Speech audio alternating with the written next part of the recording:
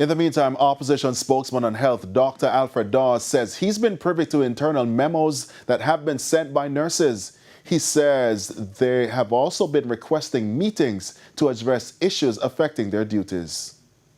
This comes as no surprise because the nurses and the doctors have been reaching out to various levels of management, even I understand as far as the Prime Minister, to intervene in what is now an untenable leadership crisis at the University Hospital of the West Indies. This situation, it's almost as if the nurses are at a breaking point, the doctors are at a breaking point, and there is a call for a change in the leadership of the University Hospital. The time for placards and tying out the staff by saying that you're going to look at review committees' findings and so on, that's far gone.